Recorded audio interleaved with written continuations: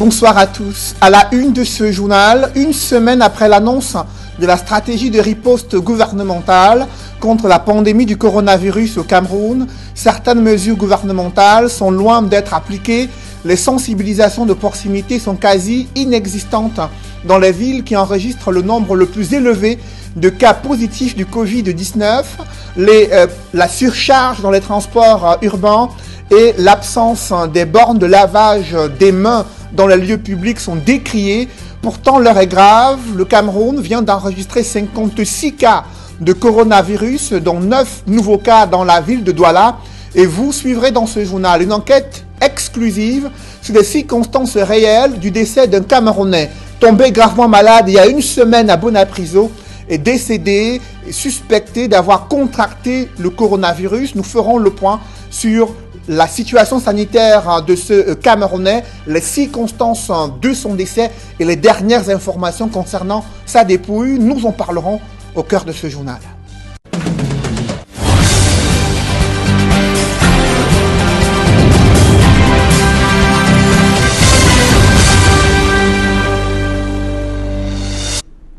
Merci de suivre cette édition complète de l'information sur Equinox Télévision.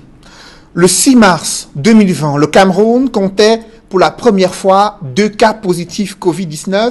En l'espace de 2 semaines, ce chiffre a été multiplié par 28. Aujourd'hui, le Cameroun compte 56 cas positifs de coronavirus, dont 9 nouveaux cas à Douala, selon un tweet du ministre de la Santé publique. Au regard de la gravité de la situation sanitaire dans la capitale économique du Cameroun, le maire de la ville et les maires des communes d'arrondissement se sont engagés à installer des bornes de lavage des mains dans les lieux publics, mobiliser 500 agents de santé communautaire pour une campagne de proximité et suspendre les autorisations d'occupation de la voie publique à compter du 23 mars 2020. 48 heures après cette promesse, presque rien n'a été fait dans les artères de la ville de Douala. Les bornes de lavage des mains sont quasi inexistantes dans les lieux publics et les Camerounais s'interrogent sur ces promesses faites par les autorités municipales. Reportage avec Farel Bounia et Julienne Berthe-Bissaille. Plus de 48 heures après la décision du maire de la ville de Douala de faire installer des bornes de lavage de mains pour lutter contre la propagation du coronavirus, aucun dispositif n'est visible dans les lieux publics, nous le confirment des mototaximens habitués à faire le tour des rues et quartiers de la ville de Douala. Moi personnellement, je n'ai même pas encore vu un point d'eau. Oui. Bon, si les maires de ville, s'ils parviennent à mettre les points d'eau comme ils ont promis, c'est que c'est bon. Le maire disait qu'il devait mettre, mais ce n'est pas encore mis. Il n'y a rien qu'au niveau de l'hôpital de Dedo, à l'entrée de l'hôpital. Donc c'est là où j'ai mis un forage comme ça. Là. Bon, c'est pour les visiteurs et les malades. Mais moi, je profite de temps en temps quand je passe par là pour aussi nettoyer même parce que nous sommes trop exposés. Sur ces déclarations, nous sillonnons quelques artères des quartiers de la ville. Aqua, Bépanda, Deido, Rond-Point Dakar. Pas l'ombre d'un seul point d'eau, de lavage de mains. Sur cette mesure d'urgence qui tarde à être appliquée, la communauté urbaine de Douala demande aux populations d'attendre. Une attente qui, du moins, inquiète face à la propagation rapide du coronavirus avec plusieurs cas testés positifs dans la ville de Douala. Nous sommes abandonnés à nous-mêmes parce que ne serait-ce que les cache-nez, on pouvait nous distribuer pour nous permettre d'éviter ce virus. Chaque jour qui passe, on pleure les larmes dans le ventre parce qu'on voit ce qui se passe ailleurs. Si ça arrive ici, chez nous, comme c'est déjà là, je me dis que c'est un Terminator. Si l'hôtel de ville implore la patience des habitants de la ville de Douala pour une mesure censée entrer en vigueur dès ce 23 mars, cependant, le temps presse face à un coronavirus qui gagne du terrain. Alors que le Cameroun enregistre déjà 56 cas positifs de coronavirus, les surcharges continuent d'être enregistrées dans les transports urbains. Pourtant, le gouvernement a instruit les autorités de lutter contre cette méthode, cette habitude des Camerounais dans les transports urbains, dans les villes. À Douala, les mauvaises habitudes ont la peau dure.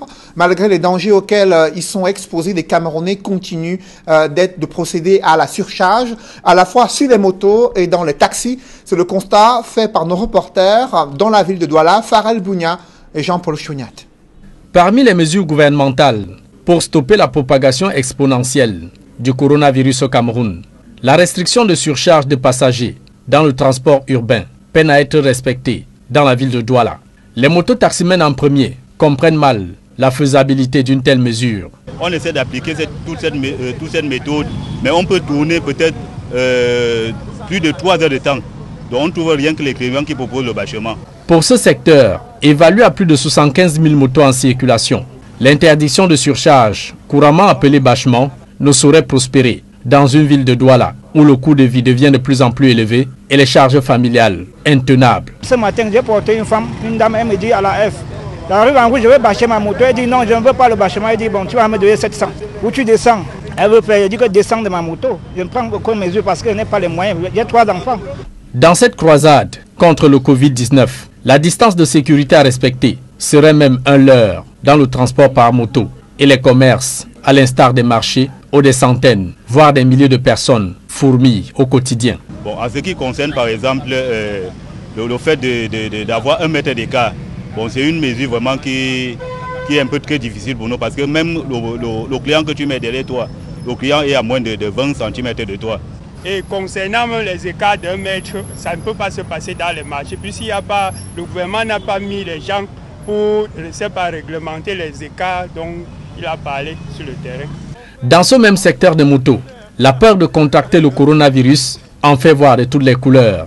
L'essentiel étant le sentiment d'être protégé. On m'a dit qu'il y a la maladie Corona ou c'est Corona. Je n'ai pas assez d'argent pour j'ai 500 francs pour payer le cache-nez. C'est ça que moi j'ai fabriqué pour moi comme ça. Changer un cache-nez après 3 heures de temps, c'est 500 francs après 3 heures de temps.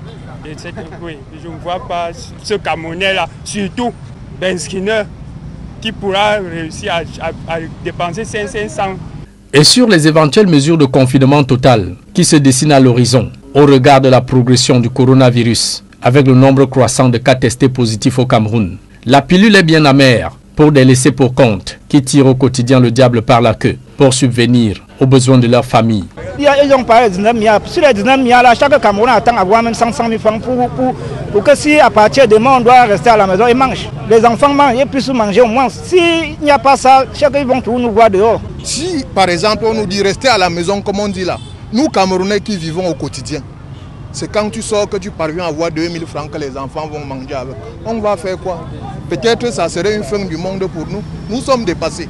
Au-delà de toutes ces mesures, dont la stricte application pourrait faire des frustrés dans la société, des observateurs avertis s'interrogent bien sur la capacité des pouvoirs publics à assumer un contrôle suivi de l'ensemble des mesures chocs prises par le gouvernement pour écraser un minuscule virus qui fait des ravages dans des pays développés, à l'instar de l'Italie ou la Chine, avec près de 13 000 morts recensés des suites de coronavirus. Dans la lutte contre cette pandémie, les autorités administratives de la ville de Douala annoncent la phase de répression, notamment le sous-préfet de Douala Premier, qui note qu'il y a des descentes sur le terrain qui vont se multiplier. Il annonce également la pose des scellés sur certains débits de boissons. Il recommande aux populations de respecter les règles prescrites par le gouvernement et l'OMS et demande aux tenanciers des débits de boissons d'arrêter de jouer au jeu du chat et à la souris. Il met en garde les contrevenants, notamment les tenanciers des débits de boissons qui peinent à respecter les mesures visant à la fermeture des débits de boissons dès 18 heures. Décision prise par le Premier ministre, chef du gouvernement. Je vous propose à cet effet d'écouter Christophe Faufier, sous-préfet de la Premier. Il s'exprime au micro d'Equinox Télévision.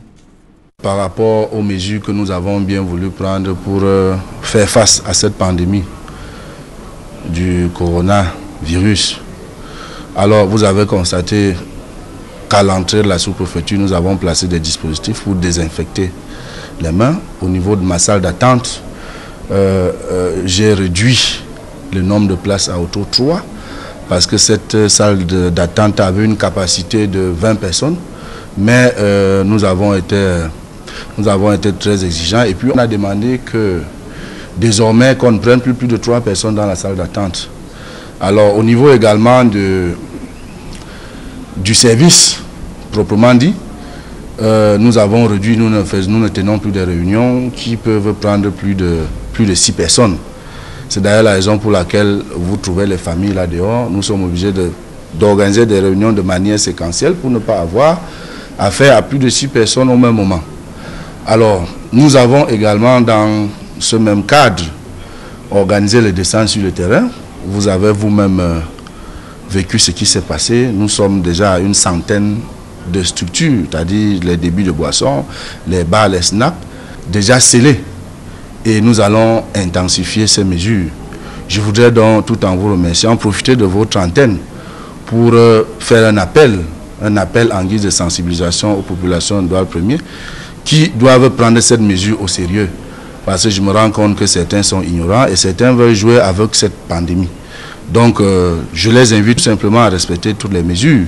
Nous sommes là pour les accompagner. Et je voudrais également lancer notre appel aux opérateurs économiques. Il faudrait que cette affaire soit plus au sérieux parce que les malins, ceux qui continuent à s'enfermer dans des snacks, et ils éteignent les lumières, ils sont à l'intérieur, ils font semblant de respecter les mesures, mais ils sont en train de faire du mal à eux-mêmes et par ricochet, ils sont en train de faire du mal au Cameroun et au monde entier en général. Donc j'appelle à la conscience, j'appelle à la responsabilité. Toujours dans ce chapitre, c'est le premier décès d'un cas suspect de coronavirus au Cameroun. Achille Sommet est tombé gravement malade après avoir été en contact avec ses proches venus des pays européens où la pandémie fait rage.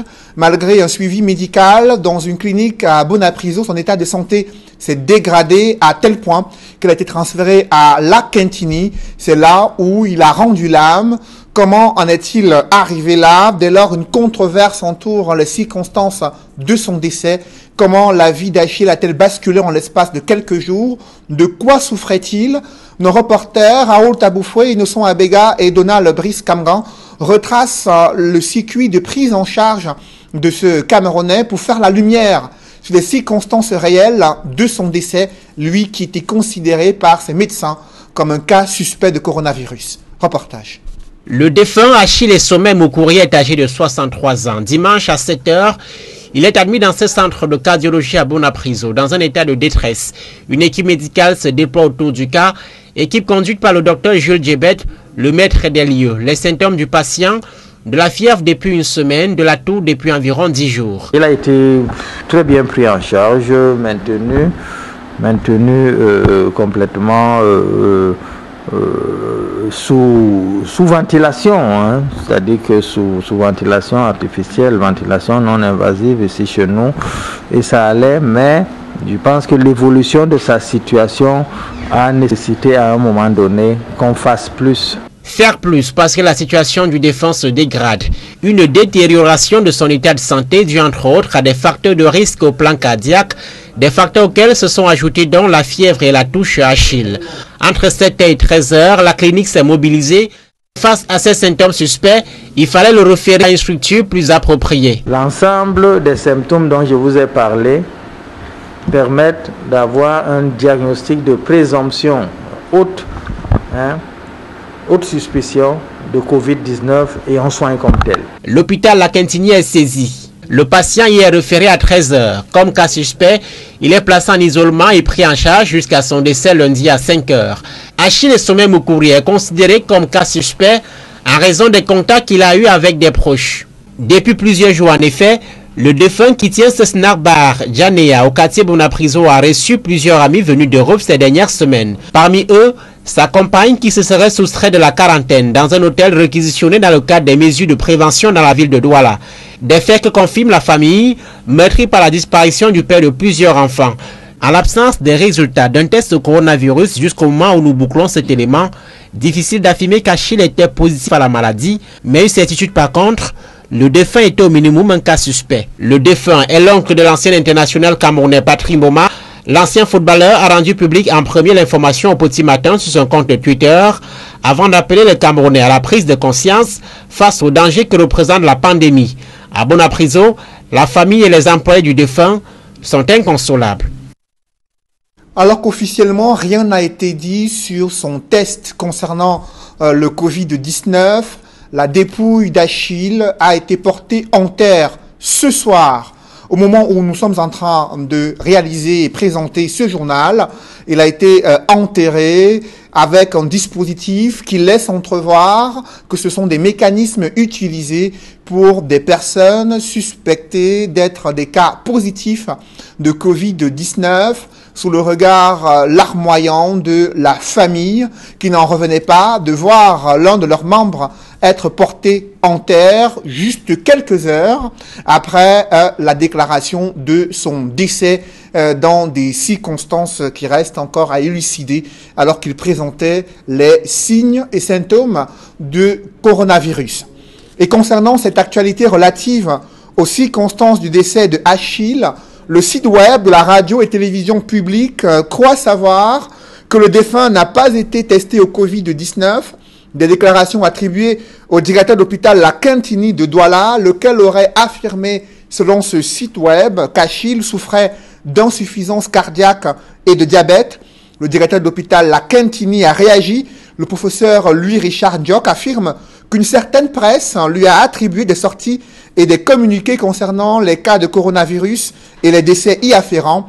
Le directeur d'hôpital La Quintini de Douala tient à apporter un démenti formel sur de telles allégations. Il précise dans son communiqué que une seule personne est habilitée à répondre aux préoccupations de la presse sur le sujet.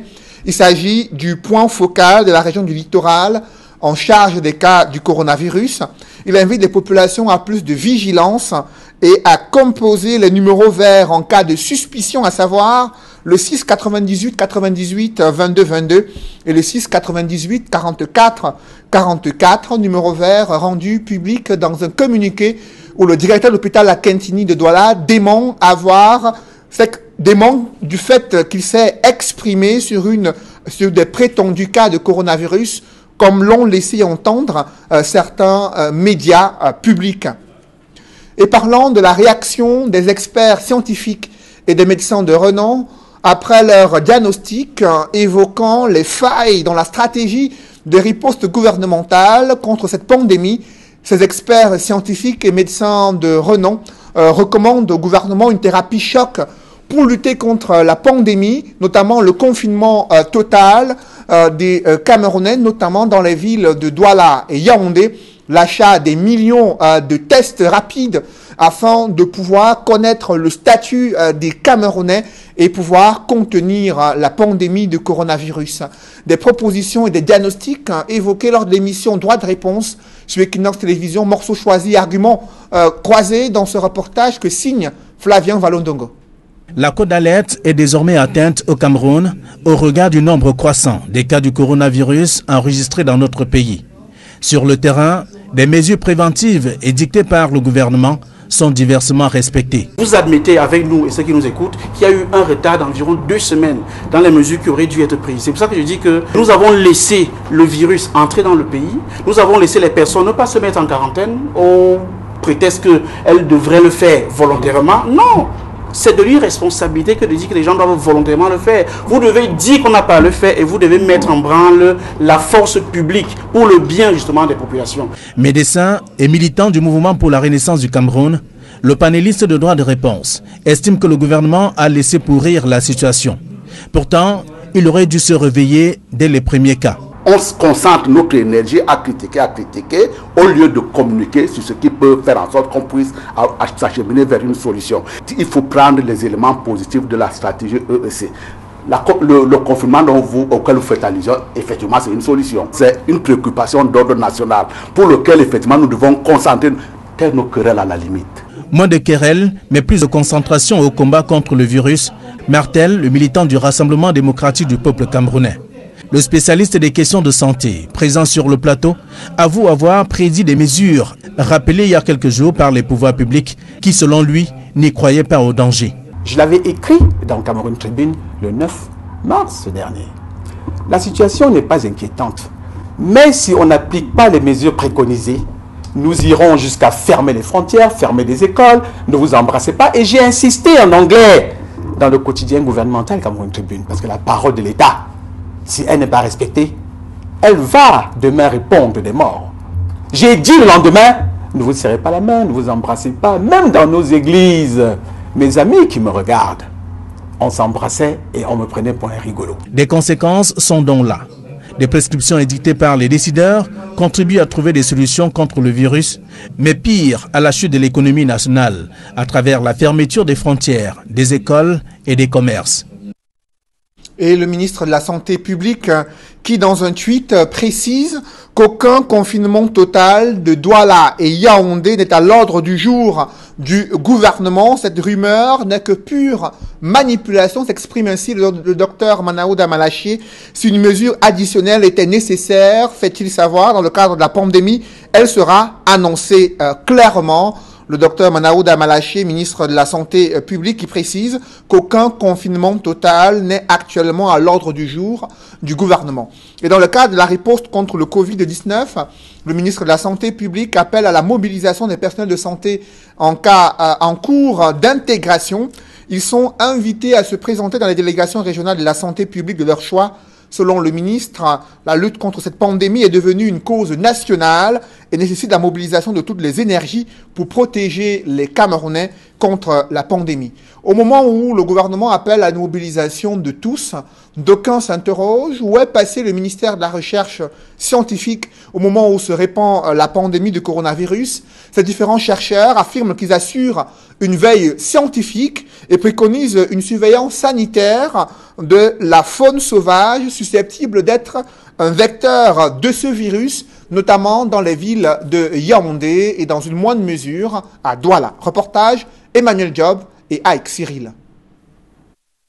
On avait jusque-là évoqué le pangolin, mais au ministère de la Recherche scientifique et de l'Innovation, l'on présente la chauve-souris comme étant le réservoir du coronavirus. D'autres études montrent que la chauve-souris en est le principal réservoir. Une étude menée au Crémer sur les chauves-souris frugivores montre qu'elles consomment en commun avec l'homme plusieurs espèces de fruits, mangue, avocat, noix de palme, etc., mettant en évidence un risque élevé de transmission des virus des chauves-souris à l'homme. D'après le MINRESI, les mêmes études révèlent que le Cameroun en général et Yaoundé en particulier regorge une quantité impressionnante et une diversité d'espèces de chauves-souris avec une colonie de plus de 500 000 individus au centre-ville. Dans son plan sectoriel de riposte, qui s'adosse sur celui du gouvernement, le MINRESI préconise une surveillance sanitaire accrue de la circulation du virus dans la faune sauvage. La surveillance de la circulation du virus dans la faune sauvage et chez les humains en contact avec cette faune s'impose pour stimuler la veille sanitaire, développer des indicateurs épidémiologiques permettant d'anticiper la survenue d'une nouvelle épidémie à coronavirus. Alors que des chercheurs camerounais assurent une veille scientifique, un think tank est à pied d'œuvre, affirme le MINRESI, en vue de proposer des éléments scientifiques de compréhension dans le but d'éclairer les décisions relatives au Covid-19. Son cadre de travail, le Centre de recherche sur les maladies émergentes et réémergentes, CREMER, logé à l'Institut de recherche médicale et d'études des plantes médicinales à Yaoundé. Le CREMER, comme centre de référence, permettra le dépistage, la confirmation du diagnostic à coronavirus avec l'utilisation du Polymeral Chain Reaction ou PCR qui donne les résultats en temps réel ouvert. L'analyse consistera en des PCR, des séquençages, des sérotypages et PCR par Luminex afin de déterminer la prévalence, la diversité génétique, la distribution des coronavirus dans la faune sauvage et l'évaluation des risques de transmission aux humains. C'est dans une salle où les mesures barrières, notamment la règle de distanciation, environ 1 mètre, sont respectées, que le MINRESI présente son plan de riposte. Révélation de Madeleine Tienté, la capacité des chercheurs camerounais à fabriquer des cache-nez qui seront bientôt commercialisés à moindre coût au MINRESI. Et maintenant, un tableau présentant les statistiques des cas de coronavirus à travers le monde, réalisé avec le concours de nos confrères de VOA aux États-Unis et Crisis Ship. Vous allez le voir en images, la France compte déjà 16 000 cas, dont 674 morts. L'Espagne a 28 768 cas de coronavirus, dont 1700 morts. L'Italie a franchi le cap de 100 400 morts avec 59 000 cas de coronavirus enregistrés jusqu'ici. La Chine compte 3 261 décès liés au coronavirus avec 81 000 cas. Et aux États-Unis, les cas ont explosé déjà à 33 275 cas et 417 morts enregistrés aux États-Unis, et l'Iran qui a 21 000 cas, dont 1680 morts. Voilà le kaléidoscope des cas de coronavirus à travers le monde et le nombre de décès enregistrés jusqu'ici. Dans le reste de l'actualité, évoquons cette mobilisation du haut commandement militaire après les attaques terroristes dans la région de l'Ouest. Des stratégies ont été élaborées pour contrecarrer des velléités d'insécurité dans cette partie du Cameroun. Des précisions avec Leclerc Sakem. Après les attaques des sécessionnistes à Mbaboy contre les postes de gendarmerie et police en Galim dans les Bamboutos et celui d'un coup de son dans le Noun, le haut commandement a planifié en réponse une opération spéciale pour enrayer la menace d'une éventuelle attaque dans la région de l'Ouest. L'opération menée durant 4 jours dans les zones de Bangoulam, Méché, Bambala et autres a permis de détruire une dizaine de bases des sécessionnistes, une vingtaine d'Ambaboy neutralisés au rang desquels Action Man qui aurait conduit l'action contre les forces de l'ordre en Galim. D'importants stocks d'armes et munitions saisis, du chanvre indien et quelques gris-gris. Le commandant de la 5e région militaire, qu'accompagné pour la circonstance, le commandant de la 5e région de gendarmerie félicite les hommes tout en leur boostant le moral pour les missions à venir. Les résultats sont là, ils sont éloquents et j'en ai profité pour féliciter ceux qui ont conduit l'opération sur le terrain. Je disais, la moisson est là, mais elle n'est pas encore totale. Lors de la conduite de cette opération, nous avons pu récupérer un flying boat du Minépia. Sous-équipé, le comité de vigilance tient le bon bout. Voilà 4 ans que le comité de vigilance souffre en Bangouran. Il ne dort pas, il ne mange pas, il ne boit pas. Avec l'aide des autres élites de Bangouran, on nous donne la torche avec de petites choses. Nous sommes là jusqu'à nos jours. Même remerciement qu'on va attendre au niveau du gouvernement, on ne trouve rien. Mais on va continuer pour sécurité notre population avec leurs biens jusqu'à nouveau. Comme un trophée, les forces de défense ont présenté cette moisson aux populations de Bangourem qui saluent à leur tour la bravoure des soldats qui ont mené cette opération et promettent plus de collaboration avec l'armée camerounaise. Quand les hommes en tenue sont venus, nous étions très contents de les recevoir chez nous. Et voilà donc, après avoir fini leur mission, nous avons trouvé que le sommeil est revenu dans nos yeux. Equinox vous invite ce soir dans une série de reportages réalisés à l'est du Cameroun, là où des familles ont tout abandonné pour la quête de l'or à tout prix, à tous les prix, notamment dans l'arrondissement, notamment à Batouri, là où des jeunes, y compris des jeunes en âge scolaire, qui ont déserté les écoles, des femmes enceintes et personnes âgées qui creusent au quotidien à la recherche de l'or précieux. Malgré les risques encourus, tous ou presque se livrent à cette activité qui relève de l'exploitation artisanale, malgré les dangers qu'ils courent au quotidien. Reportage, Marcelin Gransop. C'est la ruée vers l'or ici à Boukarou, petite localité de Kambélé. Nous sommes à Batouri. L'activité n'épargne personne, même pas les tout petits qui désertent les salles de classe à la recherche du précieux sésame. Je suis encore Et tu le fais depuis combien de temps? Je n'atteins pas encore 1 an. Qu'est-ce qui t'a poussé à faire ça? Bon, parce que dans notre quartier, l'une de mes copines était allée me dire qu'il y a un travail ici qui donne de l'argent. Vous pouvez travailler même du lundi au samedi. Et si vous avez 4 brouettes, vous aurez même 30 000. La raison pour laquelle je n'ai pas fait à l'école, c'est parce que c'est l'homme qui m'a ouvert la tête. C'est ça. Donc j'ai mis toute ma tête sur l'homme. Et c'était pas que c'est mon père, c'était à moi-même.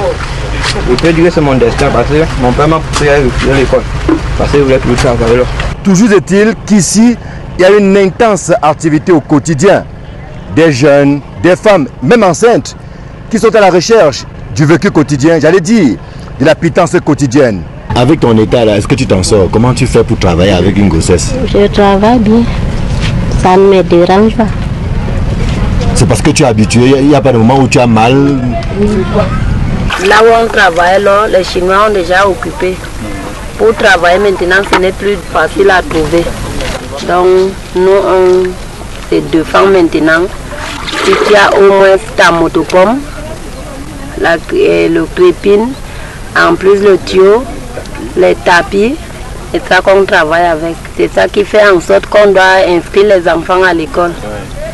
Bon, maintenant, nous sommes finis parce qu'on n'a plus rien. On ne sait pas ce que Dieu va nous garder encore après l'autre là. Malgré les risques encourus au quotidien, notamment des accidents, les jeunes se donnent à cœur joie à cette activité. C'est l'idiotie des parents qui admet en sorte qu'au lieu de suivre le chemin de l'école, ils préfèrent aller dans les trous d'or.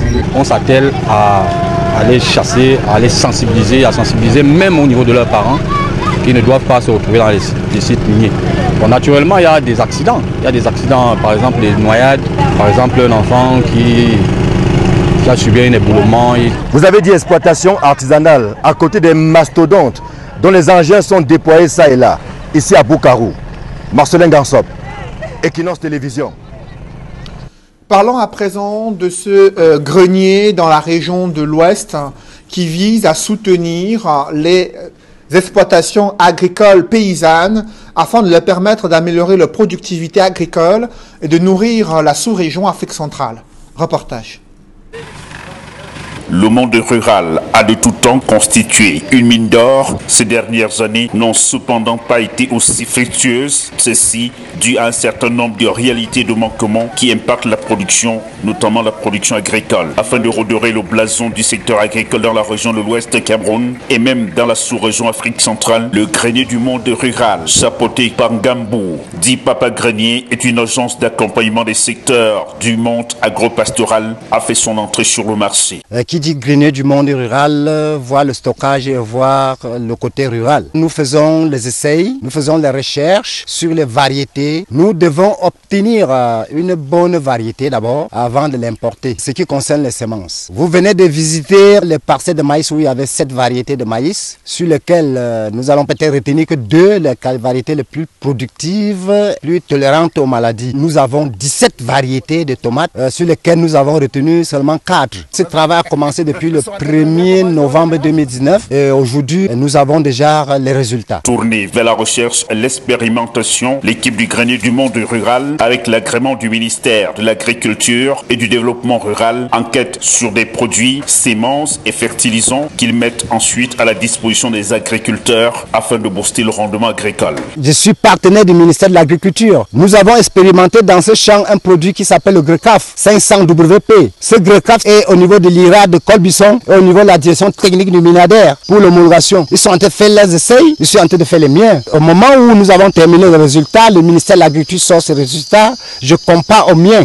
Je fais les recherches, les résultats, les essais pratiques. Ils font pratique et laboratoire. Nous sortons les résultats pratiques, on fait la confrontation et on confirme que le produit est effectivement bon. Tous les produits que nous avons essayés pour cette période, s'il s'agit de produits phytosanitaires, ont été formidables. Il n'y a pas eu un produit que nous avons déclassé comme certaines semences que nous avons eu à déclasser. Le résultat est perceptible sur le terrain, d'où la satisfaction des producteurs. Cette semence, c'est semence Papa Grenier. Dès que j'arrive toujours pour acheter la semence, il me dit comment je dois utiliser les produits.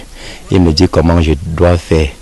Quand j'ai un petit problème, je m'explique comment je dois faire crédit au champ. Je félicite notre papa qui nous donne beaucoup de richesses dans cette tomate. Pour cette gamme de produits agricoles mis à la disposition des producteurs, le suivi conseil de ces agriculteurs faisant partie intégrante des missions que s'est assignée cette structure basée à Bafoussam et à Banganté dans la région de l'Ouest. La terre est encore la seule chose qui ne manque pas. Quand on dit qu'il y a l'incendie ici dans ce village de Dadoun, ça va briser ma case, mais ça ne va pas brûler mes cultures. Vu la situation qui prévaut actuellement dans les régions de nord-ouest et sud-ouest, il y a beaucoup de jeunes qui veulent travailler. Et je me suis donc décidé à prendre une dizaine qui vont travailler avec moi pour conduire ces recherches. My name is Forte Gerard. I came from Northwest. As you can see, this farm we are working here, we are testing our new seeds. En clair, il s'agit d'une approche novatrice pour une agriculture de seconde génération, plus productive, plus rentable et non nuisible à la consommation. Après la controverse qui a entouré les circonstances du décès d'Achille, cas suspect de coronavirus, Equinox vous présente en exclusivité les images de son enterrement intervenu ce soir à Douala. Pourtant, d'aucuns avaient nié son cas suspecté d'avoir contracté le coronavirus. Pourtant, la procédure qui vient d'être initiée est similaire à celle des personnes décédées du fait qu'elles aient contracté un virus et au moment où les tests n'ont pas encore été dévoilés. Il était un cas suspect de coronavirus. Sa famille est en larmes alors qu'il est décédé ce matin à l'hôpital Akintini de Douala. Il vient d'être porté en terre par une équipe médicale qui porte tous les équipements utilisés dans le cadre de la lutte contre le coronavirus et son corps qui a été porté en terre devant sa famille impuissante. C'est les histoires. Où est la police? On dit les gens, où est la police? Où est la police? Maman, aujourd'hui, l'État, où est la police?